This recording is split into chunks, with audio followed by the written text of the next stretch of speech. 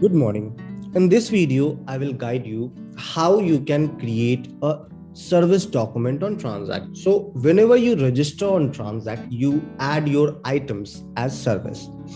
Then after you wish to create a service document. Let us go to our transactions module first of all. So in transaction module, in create document, we have provided option of purchase order, order confirmation, invoice, and ad hoc invoice. These are few of the document which you see in the very beginning. So in purchase order, order confirmation, and invoice, service item will not get listed as because these are goods product document. In order to create a service document, you need to create service order in case you are buying the service and service confirmation in case you are selling the service.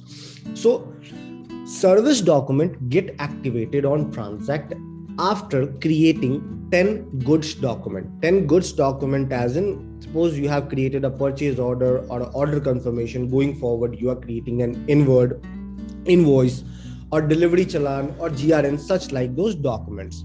So once you will create 10 documents, then after you need to log out and log in again, and your service order and service confirmation will get activated. I hope this information was helpful to you. Have a good day ahead.